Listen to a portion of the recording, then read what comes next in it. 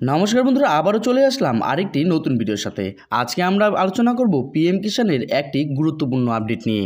আজকের ভিডিওটি খুবই গুরুত্বপূর্ণ হতে চলেছে। যেমনটা আপনারা জানেন, পিএম কিষানের 16তম কিস্তি টাকা কিন্তু ঢুকে গেছে সকল কৃষকদের অ্যাকাউন্টে। কিন্তু দেখা গিয়েছে কিছু কিছু কৃষকদের অ্যাকাউন্টে টাকা এখনও ঢোকেনি।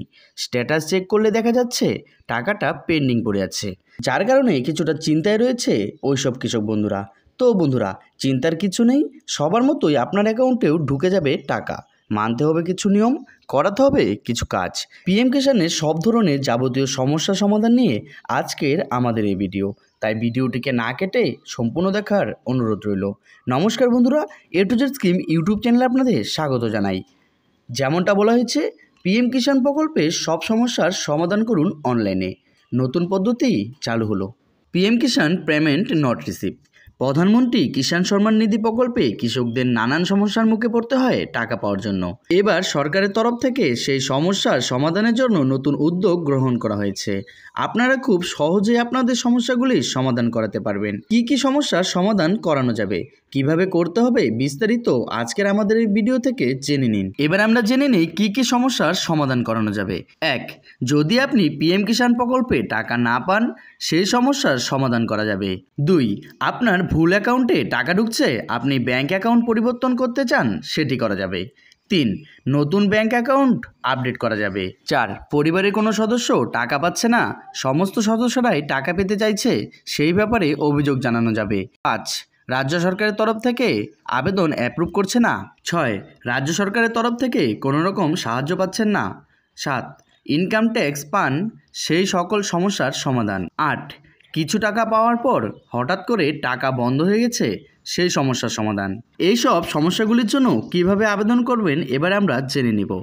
আগের দেওয়া পিএম কিষাণে যে সমস্ত সমস্যায় পড়েছে কৃষকরা, সেই সমস্ত সমস্যার জন্য আপনাদেরকে প্রথমে যে কোনো ব্রাউজার ওপেন করে গুগলে আসতে হবে, গিয়ে সার্চ দিতে হবে administrative reform and public grievance. আবেদন করার সরাসরি লিঙ্ক এই ভিডিওর নিচেই লিঙ্ক দিয়ে দেওয়া হবে। 2. ওয়েবসাইটে আসার পর আপনাকে রেজিস্ট্রেশন করতে হবে। রেজিস্ট্রেশন করার পর আইডি ও পাসওয়ার্ড পাবেন। 4. তারপর আইডি ও পাসওয়ার্ড দিয়ে লগ ইন করতে হবে ওয়েবসাইটের ভিতরে। 5. লগ ইন করার পর গ্রিভেন্স ড্যাশবোর্ড খুলে যাবে, সেখানে লঞ্চ পাবলিক গ্রিভার্স অপশনে ক্লিক করবেন। 6. তারপর agriculture and farmer welfare department select করবেন। 7. তারপর মেন ক্যাটাগরিতে পিএম কিষাণ রিলেটেড ইস্যু সিলেক্ট করবেন। 8. তারপর সিলেক্ট নেক্সট লেভেল ক্যাটাগরিতে আপনার পিএম কিষাণ কী ধরনের সমস্যা, সেটি লিস্ট থেকে সিলেক্ট করবেন। 9. তারপর আপনার সমস্ত সমস্যার বিস্তারিত বর্ণনা মেসেজ লিখবেন। 10. তারপর আপনার সমস্যা সম্পর্কিত কোনো কাগজ থেকে থাকলে সেটি আপনি আপলোড করবেন। তারপর নেক্সট বটনে ক্লিক করুন। 11. তারপর পরবর্তী পেজে আপনার সম্পূর্ণ ডিটেলস দেখাবে, সমস্ত কিছু মিলিয়ে নেবেন এবং নিচে দেওয়া ক্যাপচার কোড বসিয়ে সাবমিট করবেন। তাহলেই আপনাকে দেখিয়ে দেবে আপনার সমস্যার রেজিস্ট্রেশন সফলভাবে হয়ে গিয়েছে এবং রেজিস্ট্রেশন নাম্বার দেখিয়ে দিবে। এই নাম্বারটি আপনারা কপি করে রাখবেন।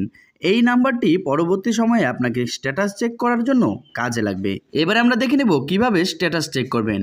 আবেদন করার 15 থেকে 30 দিনের মধ্যে আপনার সমস্যা সম্পর্কিত যাবতীয় সমাধান করা হবে, অথবা কিভাবে সেই সমস্যার সমাধান করবেন তা আপনাকে এই ভিডিওর মাধ্যমেই জানানো হলো।